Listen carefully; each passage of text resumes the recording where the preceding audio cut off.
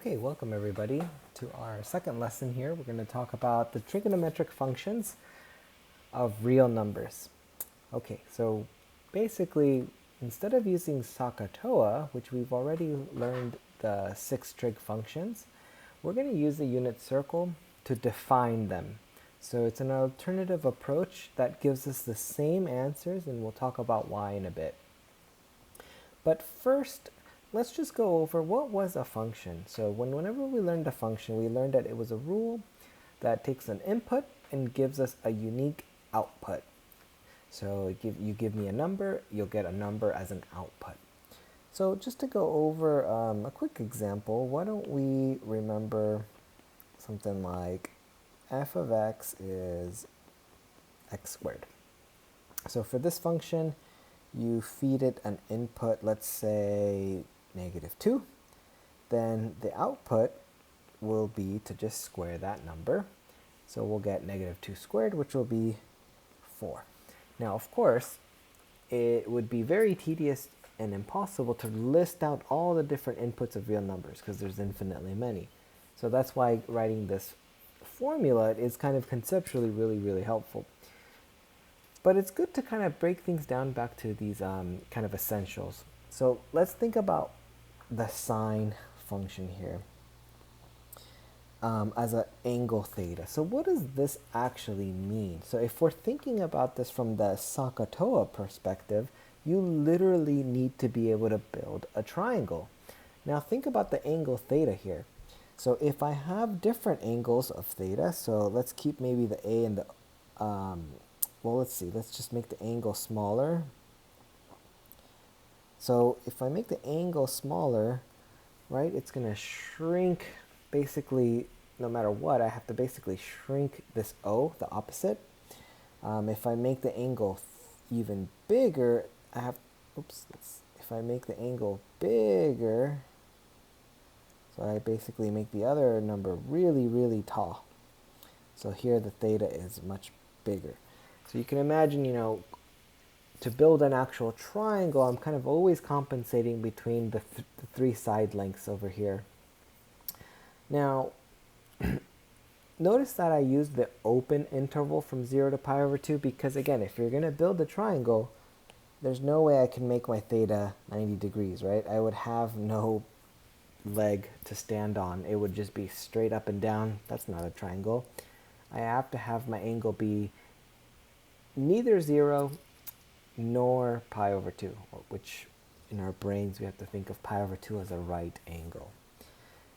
Okay, cool. So that's kind of where we're going. So let's just jump straight into this definition here. So we've got the unit circle. Keep in mind the wet noodle that we've talked about, right? So we're thinking of a real number t as a distance or a length of the arc of the circle, where if we take the straight length t, wrap it around the circle, then it gives us a terminal point P. Once we have this point, then we can basically just use the picture to figure out, okay, what's the x value of this point and what's the y value. So notice very clearly from this definition, the x coordinate can never be bigger than 1 if the point P is going to be on the unit circle. The x coordinate is never going to be smaller than -1. Same thing for y. The y value, no matter where I move around for my point on my unit circle, the y values are always between -1 and 1. That's actually going to be a very key identity a little later. But here we go. What is our sine function? Let's highlight it in yellow, and let's even actually, let's shade it. Let's box it maybe more slick. Just a little red line there. It says, given the t, again, the t is the orange here, sine of t is just the y coordinate of this point. So literally, sine is this vertical distance from the x-axis straight up. Okay, what's cosine? Let's do this in blue. Cosine of t is defined to be just the x coordinate. That's it. Pretty simple definitions, actually. if you kind of remember all the things that we built up from the last section. All right, so the sine only talks about the y, the cosine only talks about the x. Now, we're going to define the secant. Remember, this was the reciprocal, 1 over x, because that's the reciprocal of x. Now, of course, if I'm going to do that, I have to make sure that x can't be 0. In other words, I can't be at either this point down here so I can't be at this point or that point, because those are x coordinates equal to 0. All right, and what about cosecant? Cosecant will be the reciprocal of sine, because remember, that's how we defined them with SOHCAHTOA. They were just a reciprocal, but in this case, the reciprocal of a number is just 1 over that number. And then our third trig function, do a different color here, tangent will be y divided by x, and the reciprocal cotangent will just be x divided by y.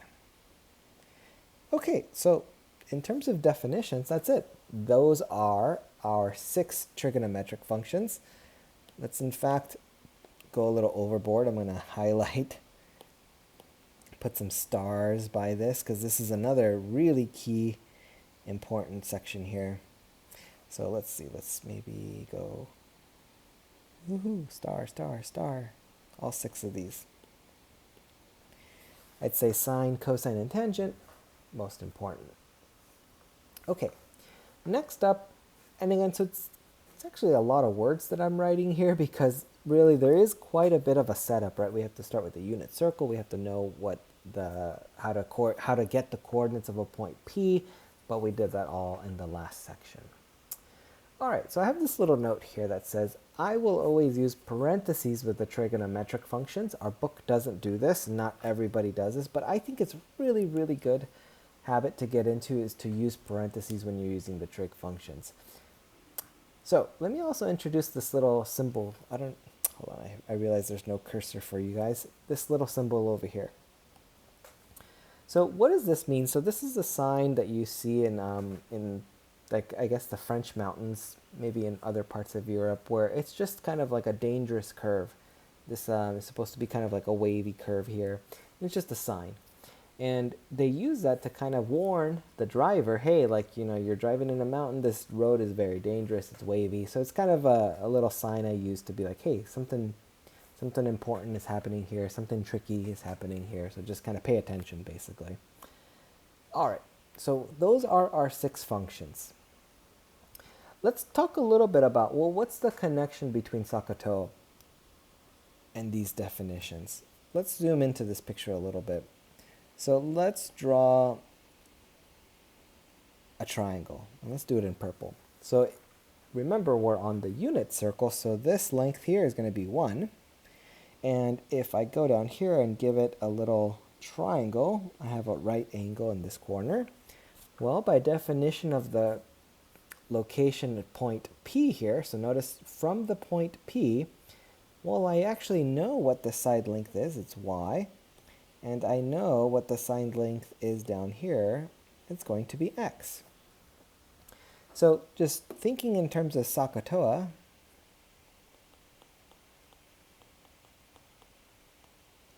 what was sine? Well, we need an angle.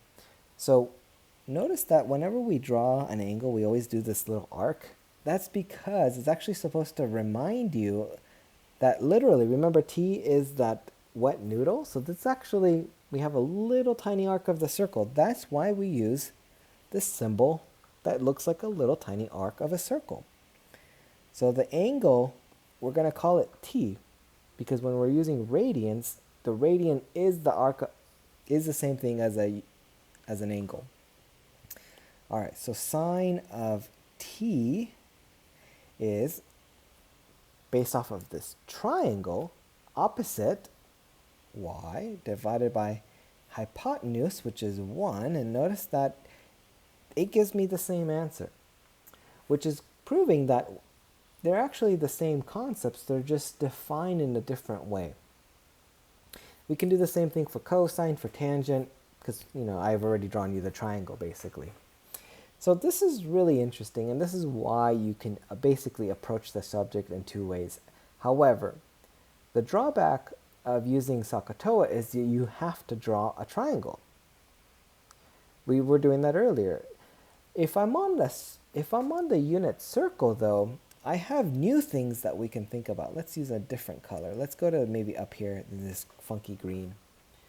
Remember, this has the coordinates 0, 1, but I can actually define sine at this value. Sine of, remember, the angle that corresponds would be a right angle, which is pi over 2. But the y value, I actually have a y value here. I can just say it's 1. It's perfectly defined. There's nothing wrong with it. Okay, and in fact, no matter what point on the circle I'm at, we can actually do a y coordinate, because every point on the unit circle has a y coordinate. Then thinking back to what is cosine, cosine was just the x coordinate. I can do the same thing. Cosine of pi over 2, that point has an x coordinate, and the x coordinate is 0. Okay, so you can basically go through all the special angles that we figured out in our last lesson.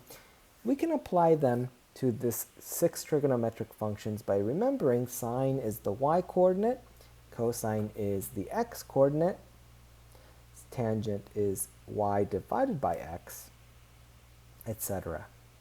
Okay, great. Let's try this next example. It says find the values of the 6 trigonometric functions at t. All right. So pause the video, see if you can do this one on your own, and when you're ready, hit play again. All right, so we are asking for the 6 trigonometric functions. So let's write, actually, let me do this. Let's write 3 pi over 2, because again, I like to use parentheses, and then I'm going to copy this 6 times.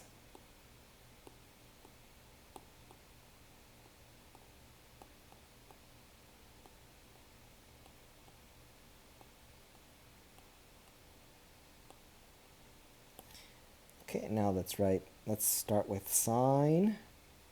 I don't know why I wrote it that way. Sine, cosine. Gosh, I should write. I'm out of practice writing on my iPad.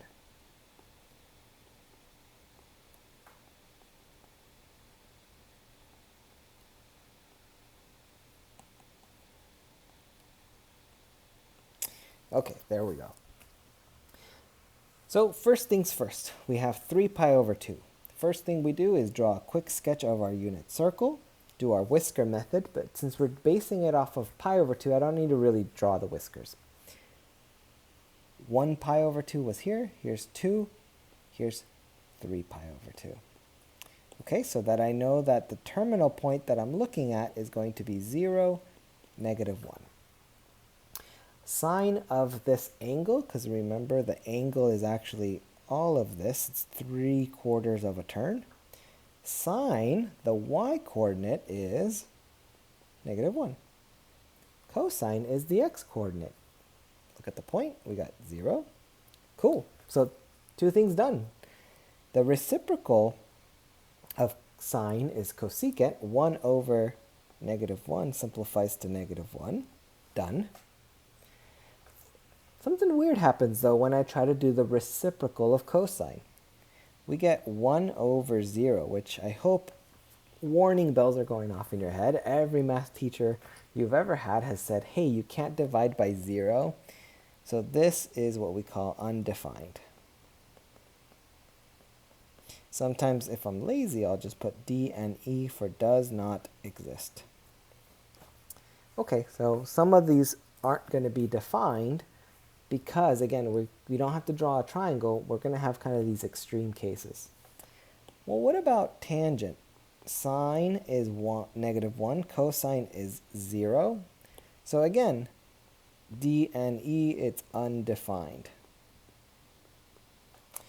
And what about the last one? Cotangent. Cotangent, we have cosine on the top. Oops,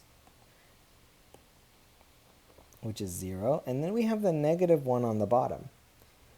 Even though there's a 0, this one's actually perfectly okay. 0 on the top is fine algebraically. This just gives us 0. So 2 of them were undefined, the other ones were fine, but not too bad. Pretty quick problem. Let's try the next one. Okay, and in fact, let's see, I guess I'll just draw it real quick. Sine, cosine, tangent. Then it's going to be cosecant, secant, cotangent. Now let me write my angle, 2 pi over 3 a few times. Let's copy this. And then let's draw our picture of our unit circle.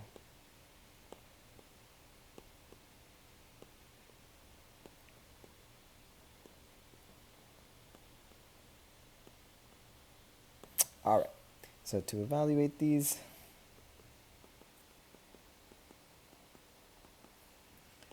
quick unit circle here. And we're going to be basing it off of pi over 3. So we do our 3 little whiskers. So remember 1 pi over 3 was this right here. 2 pi over 3, we actually hop over to this. So here's our 2 pi over 3. Now, pause the video. See if you can get the coordinates of the terminal point without looking it up. Okay, we are going to get the coordinates of the terminal point, the red point, are going to be negative 1/2 positive square root of 3 over 2. Okay, so those are the points that we're working with. Now for the sine function, sine evaluated at the angle 2 pi over 3 is the y coordinate of this red point, root 3 over 2. Okay, what about cosine? Cosine's the x coordinate, negative 1/2. Tangent is going to be sine over cosine, so we're going to, I'm sorry, y coordinate, I'm jumping ahead a little bit, y coordinate divided by x coordinate, and notice that we have square root of 3 over 2, negative 1/2 over 2, the 1/2s cancel, and we're left with negative root 3. Okay, there we go. Next up, we have cosecant. So if we're going to do the reciprocal of sine, we're going to get 2 over root 3. And if you don't need to rationalize, you can leave it as is. If you want to rationalize, let's use purple here. We're going to multiply by root 3 over root 3. And what do we get? 2 root 3 over 3. So there's cosecant. Secant, we now do the reciprocal of negative 1/2. So flipping that, do the flip trick, we're going to get a negative 2. And finally, for cotangent, we just do the reciprocal, so x over y, so the x coordinate negative 1/2, y coordinate root 3 over 2. And then the 1/2s cancel, and I get negative 1 over root 3. Let's go ahead and rationalize. By the way, I don't always force you to rationalize. I'm just doing it because these are just classical. And I think if you look them up, most of the time they'll be in their rationalized form. But if you're just solving an equation, you don't need to rationalize. Okay, well, there we go. 2 nice quick examples. Wasn't too bad. And again, it's really important that you think of the new trig functions from this new perspective. If you're having to draw triangles every time you encounter, these weird angles, it's going to just make the problems much, much tougher. And I'm not even going to show that method because I much prefer the new method where you're drawing the unit circle. All right, cool. Let's take a look at this next part. All right, so here it says, okay, the values of the trigonometric functions. So the book has this table here, and it has this picture. And, it's fine. And you can kind of look through a couple of the pieces. Like, let's say we want to figure out sine at pi over 4. It tells us it's root 2 over 2. How do we know that? Well, here's pi over 4. Remember the whisker method. It's the one right in the middle. And we're going to look for the y coordinate, root 2 over 2.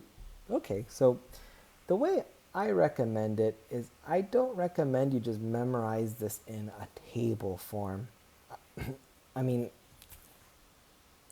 I think most of the students who are successful in trigonometry, they don't memorize that table either. What they memorize is the concepts, the ideas. Where did the ideas come from? So that if you really just memorize the unit circle, and really you don't need the full unit circle, you just need the first quadrant, then you're good to go, because then there's a bunch of tricks you can use to kind of get all the other ones. The other tricks you use are the whiskers. And let me introduce you one more trick that I basically invented when I was a student to help me remember what's going on. Remember our proof of pi over 6 where we found the coordinates of the point? The coordinates of the point are root 3 over 2, 1/2. And then pi over 3 is those same numbers but just in the reverse order. And there was a symmetry here. Now, the way I actually remember this is if I draw a quick little unit circle, and if I just draw this little cross here, look what happens. You can see that one of these, it looks like it's cutting the distance between the origin and this point by about 1/2 on this side. And if this one, if you go straight down, it's cutting the x-coordinate by about 1/2. Now these are drawn with a really thick marker, so they're not super accurate. But look by comparison at these other ones. And usually, so that's what I call the little cross trick. But look at this. Notice that the 1/2 is definitely shorter than this red bar, where the y coordinate is bigger, because root 3 over 2 is a bigger number than 1/2. So that's how I remember, oh, okay, pi over 3, by drawing this line, I remember, oh, that's definitely the 1/2. For pi over 6, I remember the y coordinate is the 1/2 because visually I can kind of spot it. And then, if you draw this line, right, if you're looking at pi over 6, the x coordinate is a bigger number than the y coordinate. So that's kind of the little cross trick I invented. Now let me show it to you when you draw it by hand. If you draw a quick little unit circle, again, I'm trying to draw them quickly here. Do your little whiskers. Again, they're not super accurate. I'm just trying to draw it quickly. Draw the little cross and check it out. It's, when you're drawing it kind of quickly, it looks pretty accurate, right? You see, hey, that looks like the 1/2. That looks like the 1/2. So it looks like this coordinate, I'll put the 1/2 at the y coordinate. For this one, I'm going to put the 1/2 in the x coordinate. And then the other piece that you have to remember is the ones that have the 1/2, they have the root 3 over 2. And then to kind of finish it up, the pi over 4, those have the same number, and the pi over 4s have the root 2 over 2. So those are just a couple tricks. You don't have to use these tricks. These are just things I invented to help me remember. But, in the years of teaching this course, other students tell me, oh yeah, the cross trick, I remembered, this angle that way. So that's kind of fun. All right, cool. Next up is domain. So let's zoom in a bit. So what is the word domain? Remember, this is the set of all allowable inputs. So let's put this as a kind of reminder here. It's the set of all allowed inputs. So since we're calling the inputs of the trig functions t-values, what kind of t-values are we allowed to plug in for sine? So here this theorem says are all real numbers, and think about why that's true.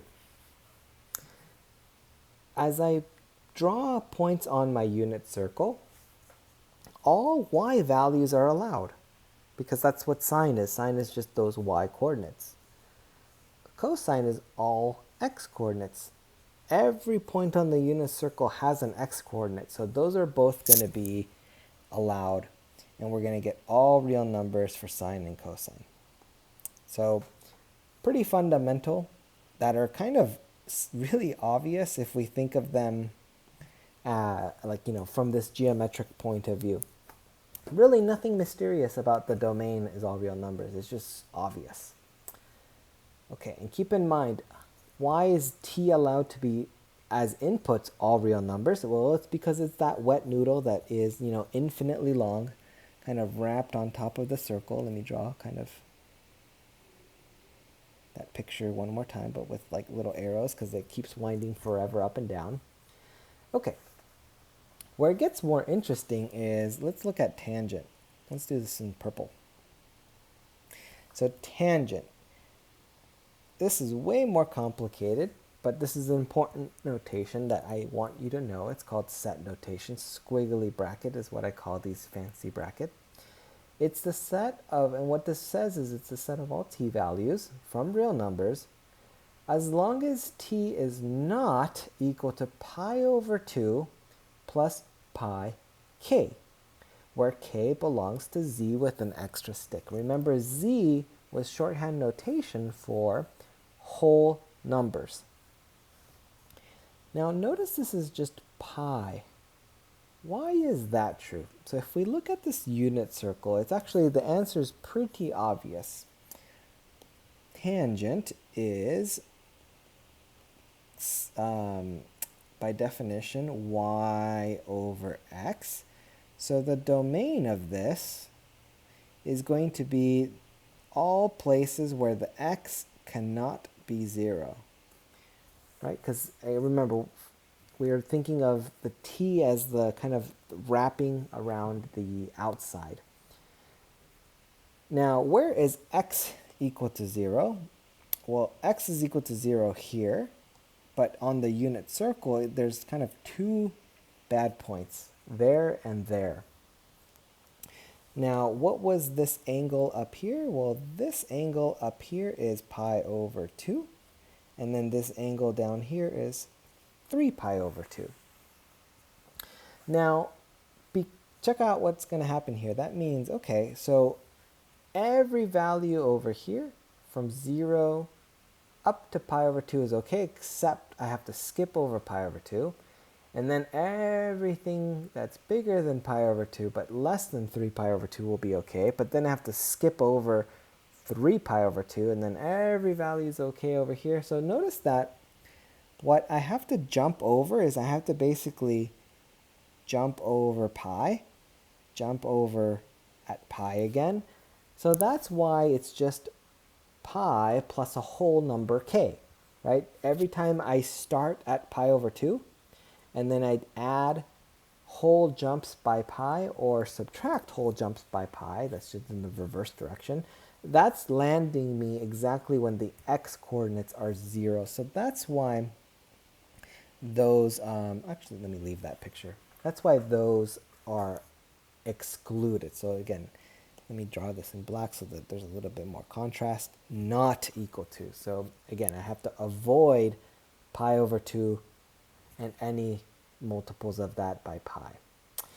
So what's kind of crazy about this notation, so I actually wrote it in interval notation just to remind you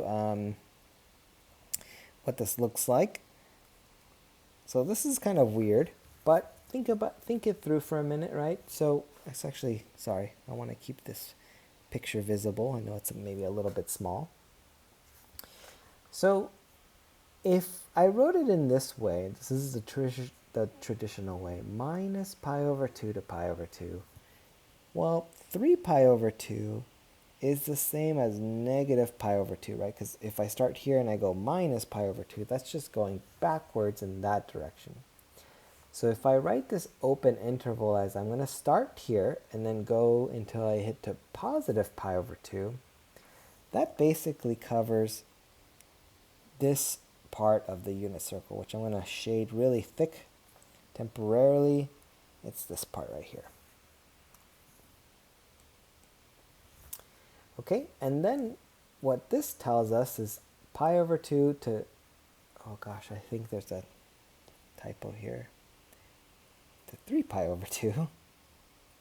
That's basically doing from here all the way over here, right? From pi over 2 to 3 pi over 2.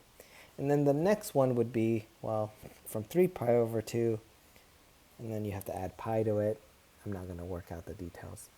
Okay, but basically that's it. I mean, if you don't remember this, don't worry too much about it. You just really need to think about this more simpler, compact notation here. All right, and then we can also look at let's look at cosecant next, because this is interesting. So for cosecant, remember that was defined as 1 over y. And let's actually draw a new little unit circle for this one.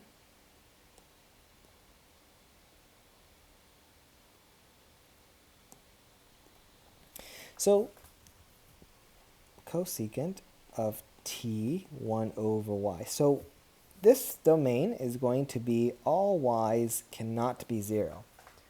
So similar to what we did with tangent, where do we have to avoid? Y coordinates equal to 0.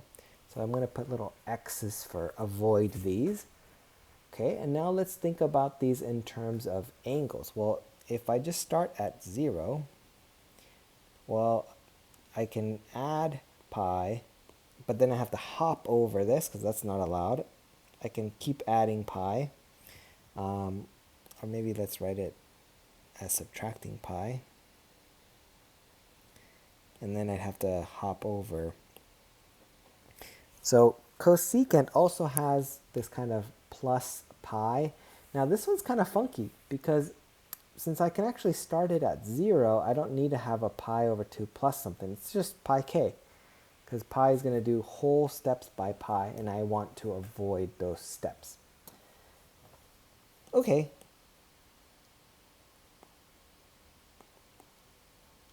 Secant will be the same domain as tangent because, remember, I'm not allowing x equals to 0. So since tangent, I wasn't allowing x equals to 0, it's the same domain. Actually, let me color code these in purple. If they're going to be the same, might as well match them by color. All right, and then finally, cotangent. Cotangent is going to be x divided by y. So anywhere we have, actually, hold on, let's color code these a little bit better.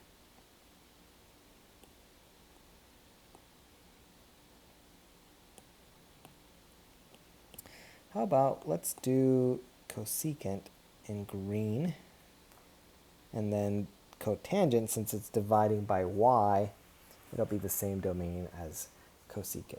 All right, that might have been a little too quick, so pause the video, rewind it, re-listen to this little segment as many times so that you can kind of get a good feeling for why these functions have these domains. I really think it's very powerful to remember the definitions of these functions as just, ratios of the x and y coordinates. And of course, writing them like this, x can't be 0, just kind of visually tells you where you have to avoid. All right, let's try this problem here. So, and again, we're trying to do all of these without a calculator. We'll bring the calculator out in just a bit. All right, and since we're doing these without a calculator, let's draw some quick sketches of unit circles. Okay, I can do a little better than that. All right. Before I start drawing all over it, let's do a copy for each of the problems.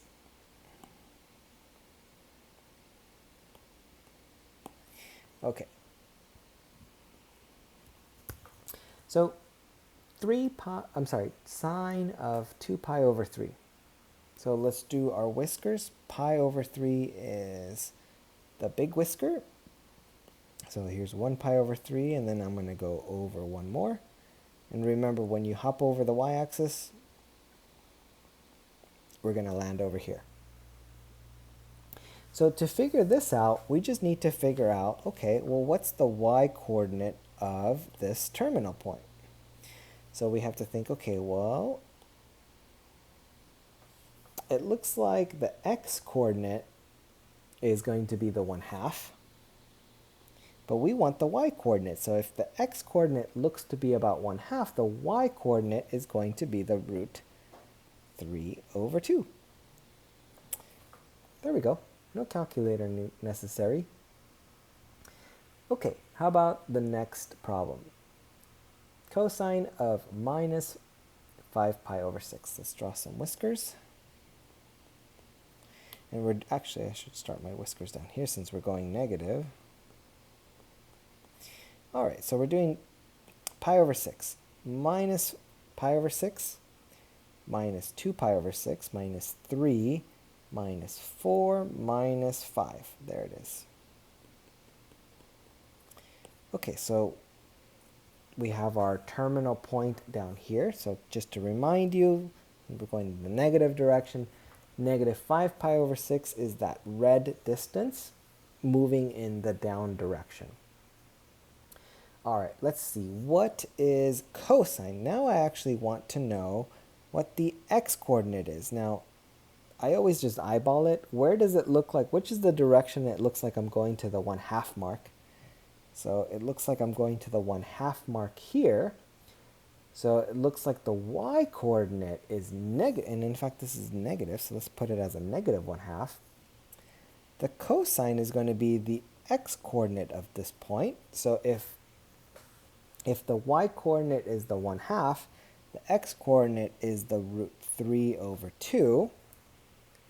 Okay, just from what we talked about last lesson. Now, one more thing. Look at where this red point is. This is in quadrant 3. Visually, I hope you can see that the x-coordinate should be negative. So if we actually look at the picture, we can just very clearly see that it should be a negative. This is why I don't like memorizing those gigantic tables. I just don't think that they're helpful. I find just this approach to be much more visually appealing and just quicker, at least for me. Cool. All right, let's do the next one, tangent of negative π/4. All right, let's do our whiskers, and sometimes when we do π/4, I just skip the other whiskers and I go straight for the halfway markings. Minus π/4 is actually just one marking here. All right, so what are the coordinates of the terminal point? This is where the x and the y coordinates are the same value, but remember this is going to be y/x, and numerically at π/4 both of them are root 2/2, but with a little bit of a twist here. So they're basically the same absolute value, but now the x-coordinate is definitely positive, so let's maybe emphasize that by putting a plus sign here, black, so that it's very obvious it's a plus for the x-coordinate. However, notice the y-coordinate is below the x-axis, so the y is actually negative. So root 2/2 divided by root 2/2, those cancel out. So it was kind of nice to think through it because it's important, but notice that since everything cancels, we just get -1 as our answer. Nice clean number, -1. Beautiful. All right, and the last problem is cosecant of 3π. So let's see, how about pi? So since we're doing positive, it's going to be, there's 1π, 2π, 3π. So we basically land over here. What are the coordinates of the terminal point? So cosecant is 1/y. Now what's the y-coordinate? Well, the y-coordinate is 0. So unfortunately, this is undefined, so let's put DNE for does not exist.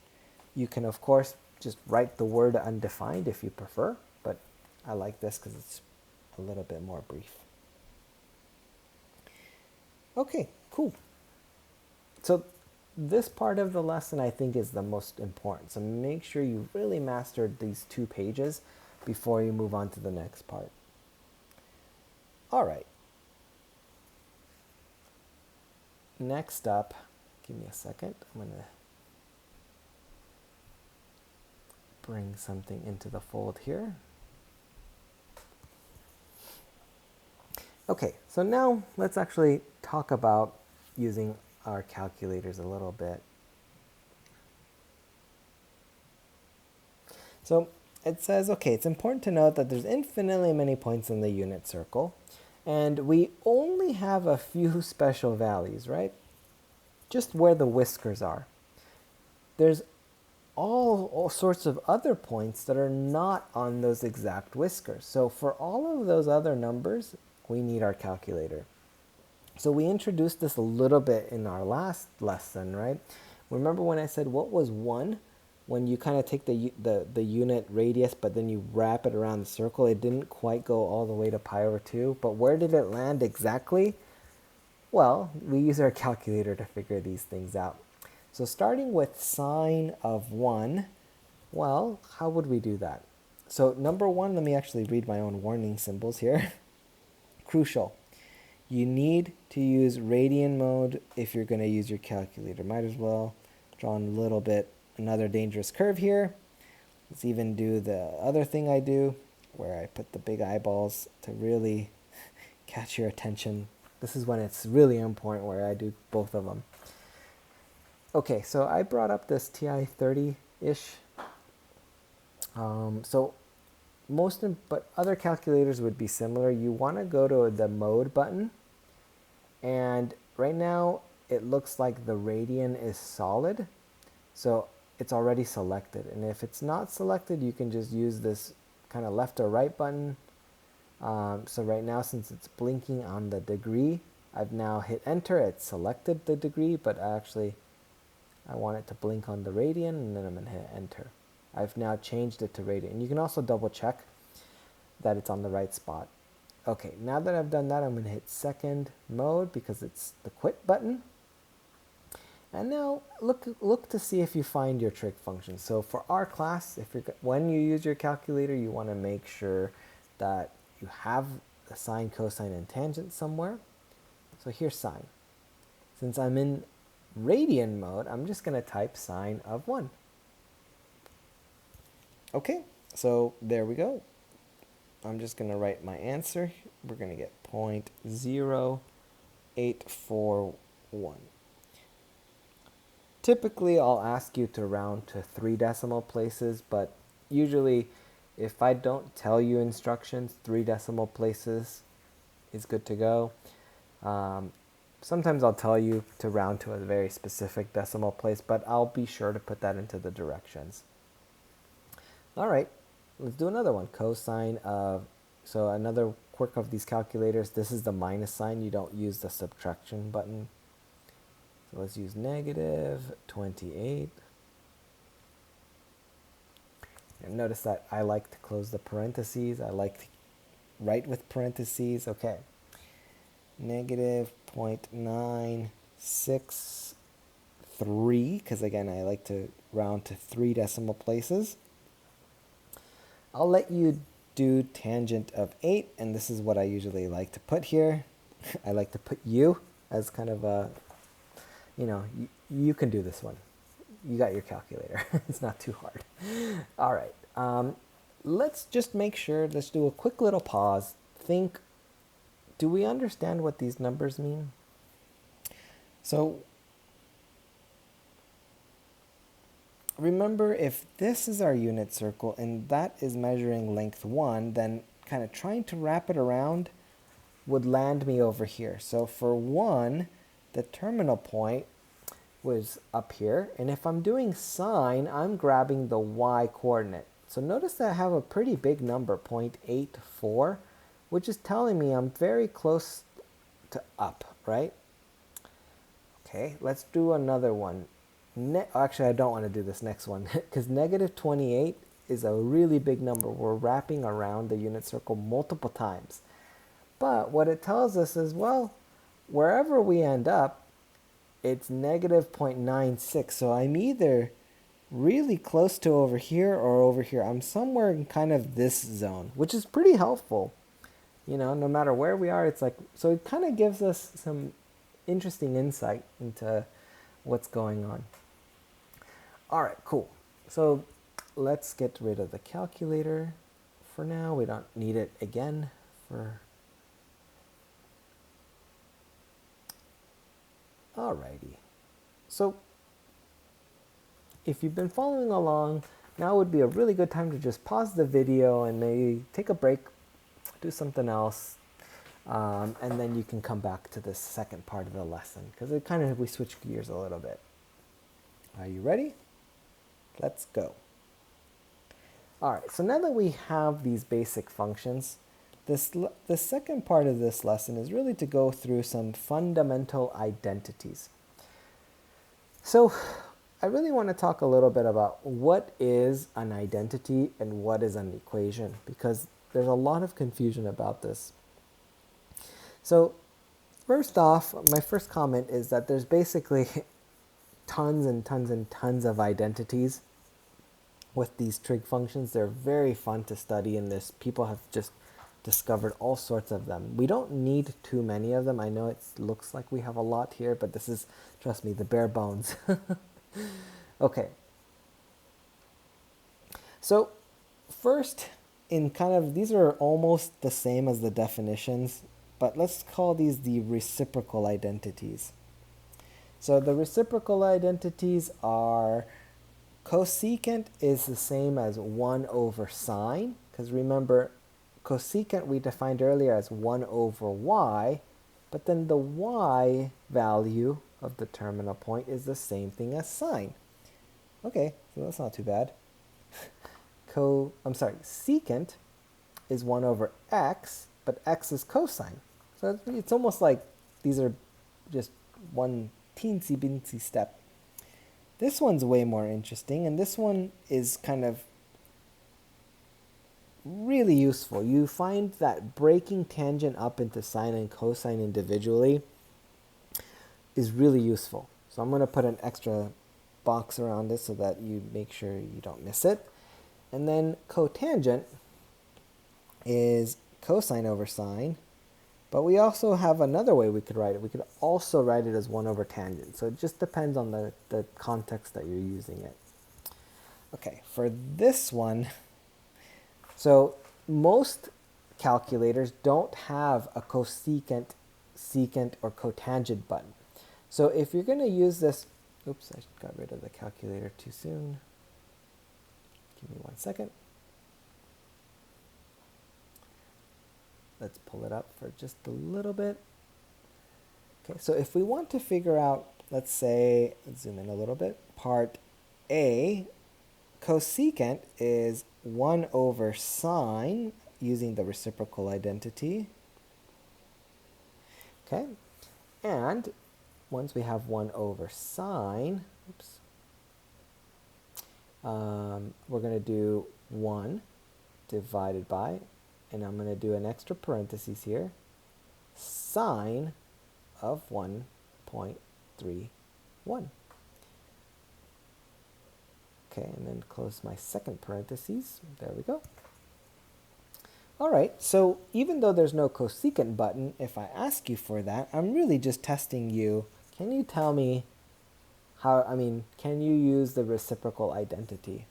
And we get 1.035, because remember, typically I like to round to 3 decimal places, and as we look at our calculator going 0, 3, 4, but then you have to look 1 digit over. Since we have a 9, I'm going to bump up the 4 up to a 5. Basic rounding rules.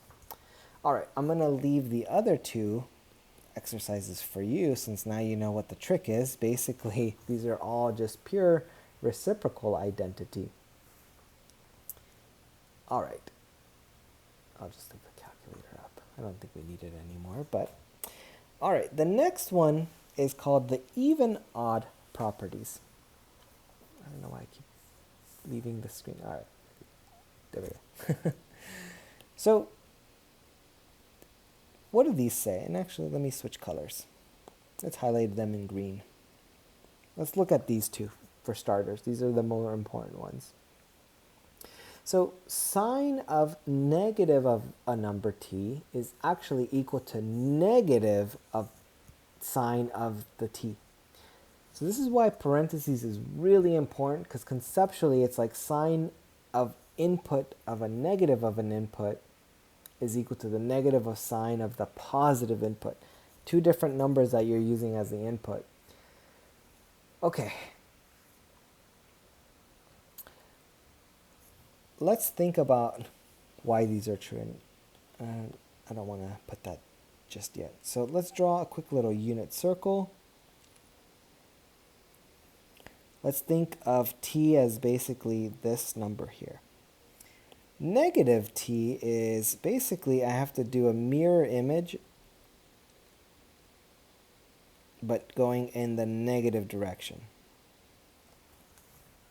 Right? Positive t goes one way, negative t goes the other way, but it's the same distance. So wherever we get, we're basically going to get the same x-coordinate and the same y-coordinate. The only difference is the y-coordinate is now a negative number, but the x-coordinate should be exactly the same. So essentially, that gives me both of these properties, right?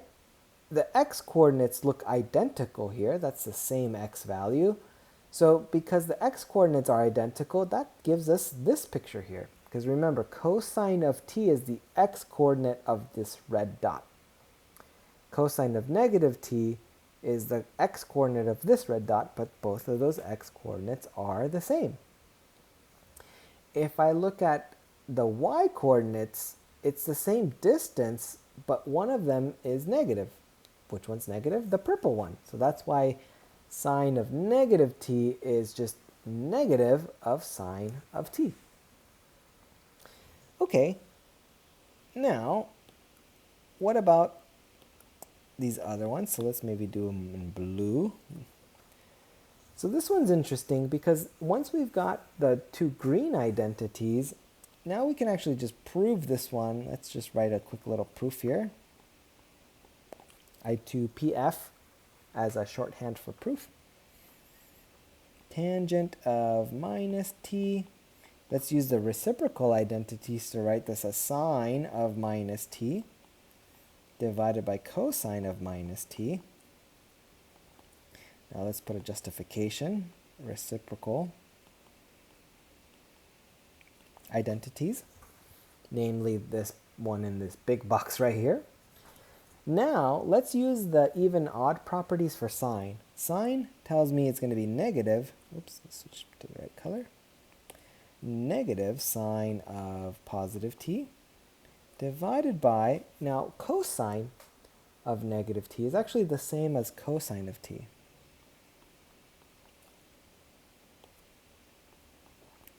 So even odd properties for sine and cosine. And what we can do is we can just basically write the minus sign all the way outside. Just I'm doing this step for emphasis here. It's not strictly necessary. So what we've just shown, and then again when we finish a proof, we put this little square here to mark it's the end of the proof. And really I'm just proving this identity right here. But it's really nice to kind of, the exercise is really simple, but it's just to kind of show you, like, you know, what mathematicians really love is this pure logical thinking.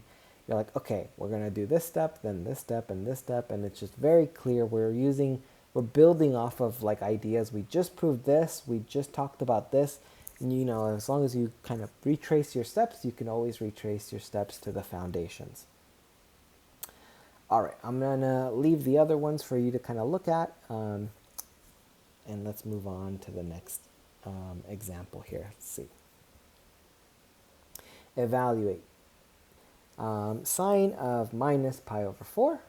So one of the things about this is it says to save you time in my little comment. Well, this is what I mean. If you use the even odd property to just write negative sine of pi over 4, maybe, you know, maybe not by today, but in a couple of days or so, maybe in a couple weeks, you would have just memorized sine of pi over 4, which is root 2 over 2. So if you do that, you don't even have to draw the circle. You can kind of skip a step. and just, saves you a little bit of time. What about for cosine? Well, for cosine, this saves us time as well, because cosine, it's going to be the same as cosine of pi over 3. I don't even have to add a minus sign. Those are going to be the same value.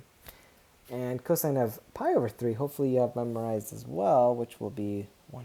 And if you don't have it memorized, don't worry. Again, it took me years to memorize everything. All right, so, those were pretty quick, and I kind of I didn't have to break out the unit circle and the whiskers just because of the even odd properties. So it could be a nice time saver. Okay. Time for something really cool.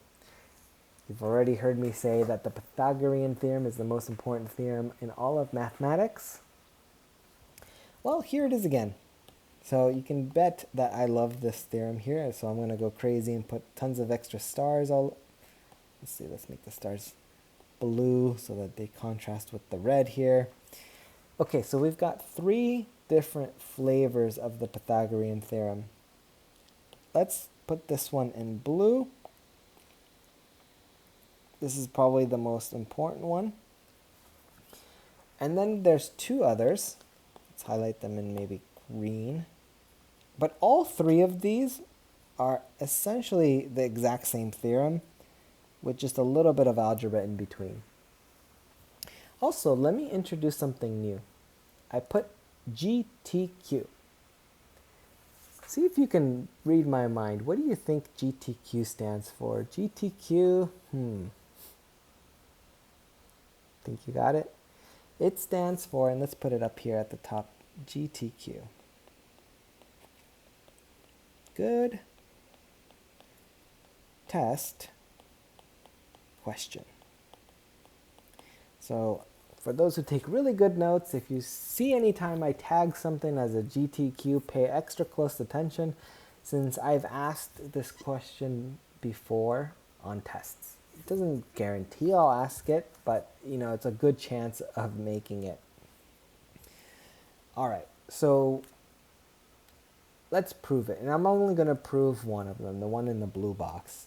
And the rest I'm going to leave as an exercise because they're very simple to prove. Okay, so actually, what am I going to prove? Let me think about it. Okay, I guess I'll prove all of them. So here we go. Let's prove the first box. Let's label this one 1. This one's going to be 2. This one's going to be 3. Let's prove 1. All right, so let's say t is a real number. It's given. And let's let p be the corresponding terminal point.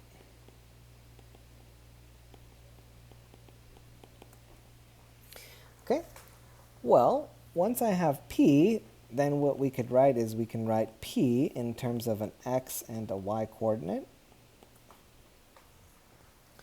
All right, and once we have that, it's going to be on the unit circle.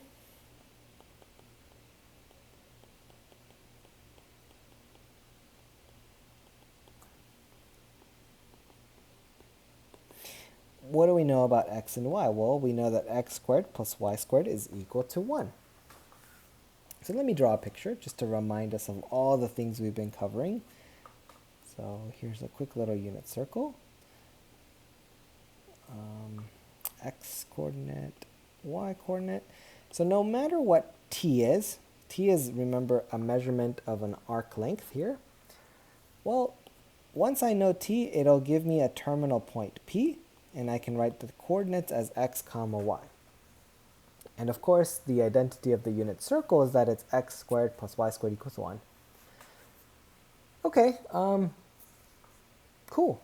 So, but remember, we defined the y coordinate as sine of t, and the x coordinate as cosine of t. So let's write that down. We defined y is equal to sine of t, and x is equal to cosine of t. So plugging in,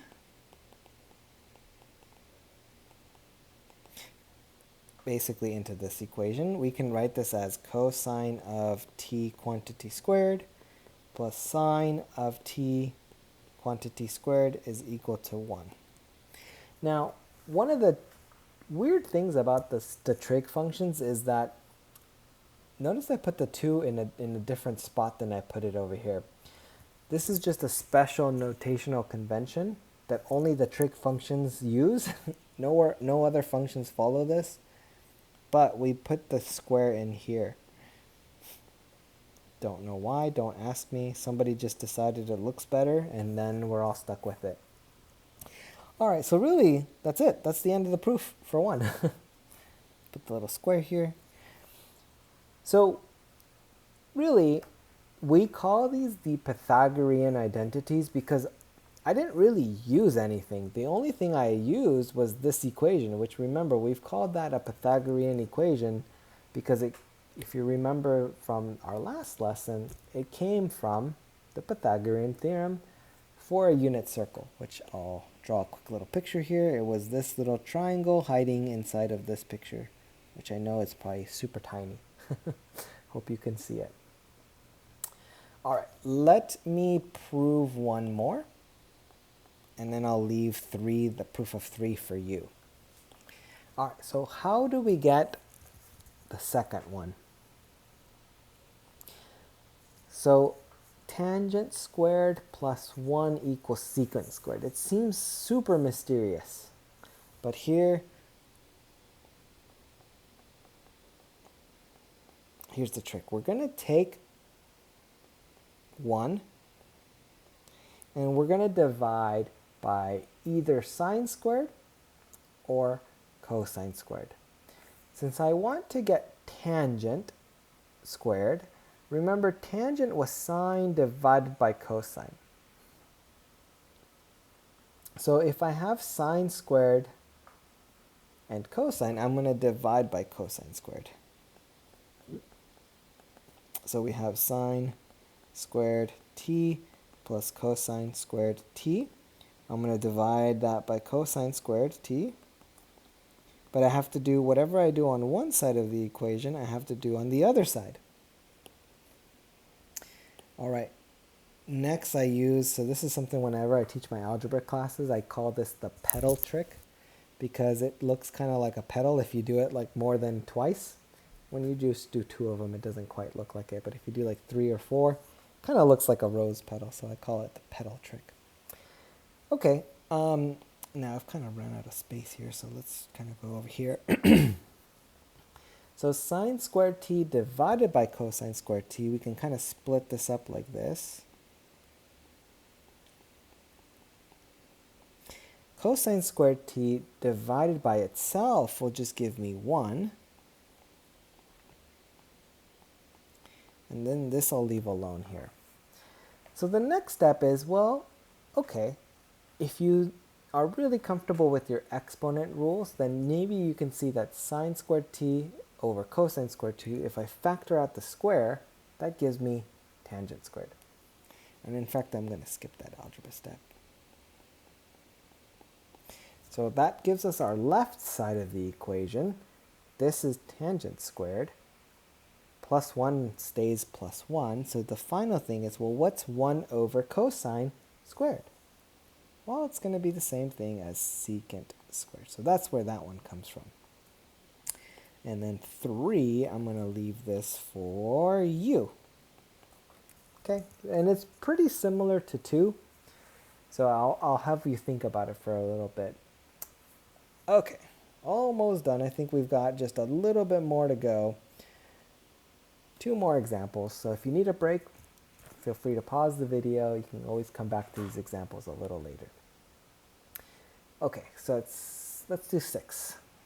It says if sine of t is equal to 2/5 and t is in quadrant 2, find cosine and tangent. Let's zoom in a little bit. First, let's draw a quick picture. Let's figure out what is going on here. Where should we draw our terminal point? First piece of info, it tells us that sine of t is 2/5. So sine of t is the same thing as telling me that the y-coordinate is 2/5. That's using the definition of sine. It tells us that t is in quadrant 2. Okay, let's think through about this. So we know only the y-coordinate. Now, since the y-coordinate is positive, this is 1 for the y value.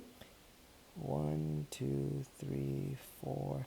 So basically, I cut up from 0 to 1 on the y-axis into 5 equal pieces, and I just eyeballed it. So this is going to be 1/5, 2/5, 3/5, 4/5, 5/5. 5/5 is the same as 1. Now, here's how I like to visualize a problem like this. Y is 2/5. Basically, I can think of this line as basically a horizontal line. Because remember, horizontal lines are y equals to a constant. Of course, what we'd like to do is we'd like to think of this as a point on the unit circle. So what we're really looking for is we're looking for where these two curves intersect. We have the curve, which is the circle, but also the red line, which is the straight line. Those intersect at those blue boxes. Next, we're told that, hey, this is actually in quadrant 2. So if you think through the picture, this one is in quadrant 1, and this one's in quadrant 2. So out of those two choices, basically, cross that one out because it's in quadrant 1. The quadrant 2 one is the one that we want. Okay, so then it says find cosine of t and find tangent of t. So cosine is an x value. So I don't have the x value. I have to think about it. So one way to do that would be, well, let's use the Pythagorean theorem. Remember, I keep saying it's the most important theorem in all of math. Well, here's a cool application of it, where if we start with x squared plus y squared equals 1, we know that the y value is 2/5.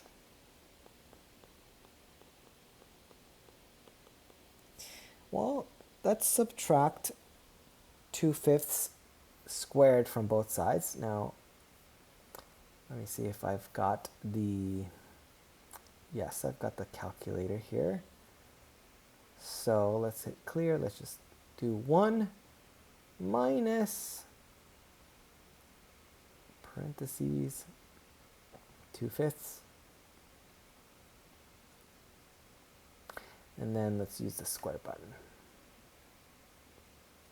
Okay, calculator tells us it's 21 over 25. So solving this for x, we've done this a few times now. Take the square roots, add our plus minus.